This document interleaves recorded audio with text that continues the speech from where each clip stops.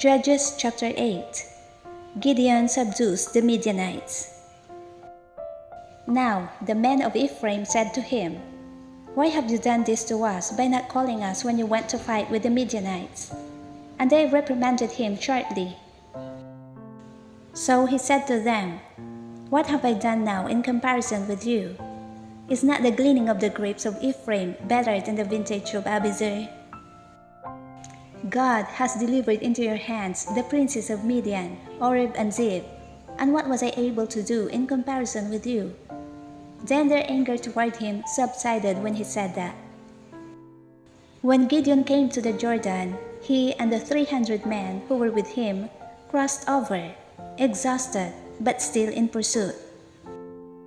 Then he said to the men of Succoth, "Please give loaves of bread to the people who follow me, for they are exhausted, and I am pursuing Zebah and Zalmunna, kings of Midian." And the leaders of Succoth said, "Are the hands of Zebah and Zalmunna now in your hand, that we should give bread to your army?"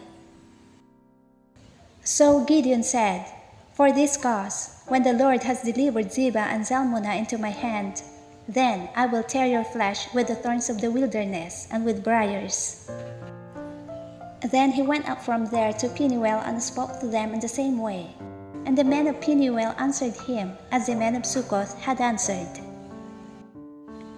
So he also spoke to the men of Penuel, saying, "When I come back in peace, I will tear down this tower." Now Zebah and Zalmunna were at Karkor, and their armies with them, about 15,000, all who were left of all the army of the people of the east, for 120,000 men who drew the sword had fallen. Then Gideon went up by the road of those who dwell in tents, on the east of Nobah and Jogbehah, and he attacked the army while the camp felt secure.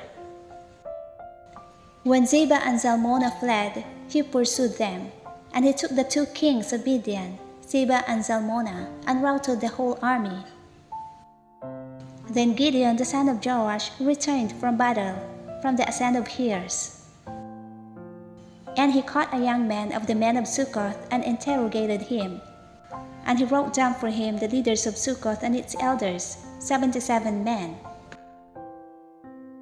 Then he came to the men of Succoth and said, "Here are Zebah and Zalmunna, about whom you ridiculed me, saying, 'Are the hands of Zebah and Zalmunna now in your hand, that we should give bread to your weary men?'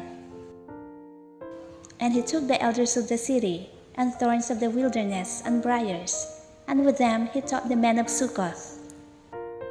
Then he tore down the tower of Penuel, and killed the men of the city. And he said to Zebah and Zalmunna, 'What kind of men were they whom you killed at Tabor?' So they answered, 'As you are, so were they. Each one resembled the son of a king.'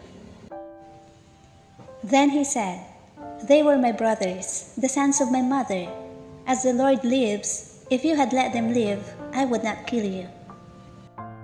And he said to Jether, his firstborn, 'Rise, kill them.' But the youth would not draw his sword, for he was afraid, because he was still a youth. So Zebah and Zalmunna said, 'Rise yourself, and kill us, for as a man is, so is his strength.' So Gideon arose and killed Zebah and Zalmunna, and took the crescent ornaments that were on their camels' necks. Gideon's Ephod.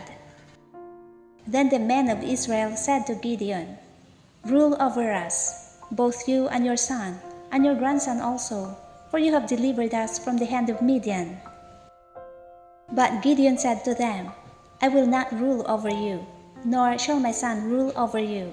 The Lord shall rule over you.' Then Gideon said to them, 'I would like to make a request of you, that each of you would give me the earrings from his plunder,' for they had golden earrings, because they were Ishmaelites. So they answered, 'We will gladly give them.' And they spread out a garment, and each man threw into it the earrings from his plunder. Now the weight of the gold of earrings that he requested was 1,700 shekels of gold, besides the crescent ornaments, pendants, and purple robes which were on the kings of Midian, and besides the chains that were around their camels' necks. Then Gideon made it into an ephod and set it up in his city, Ophrah. And all Israel played the harlot with it there.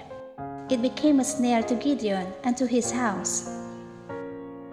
Thus Midian was subdued before the children of Israel, so that they lifted their heads no more. And the country was quiet for 40 years in the days of Gideon. Death of Gideon. Then Jerubbaal the son of Joash went and dwelt in his own house. Gideon had 70 sons who were his own offspring, for he had many wives. And his concubine who was in Shechem also bore him a son, whose name he called Abimelech. Now Gideon the son of Joash died at a good old age, and was buried in the tomb of Joash his father, in Ophrah of the Abiezrites.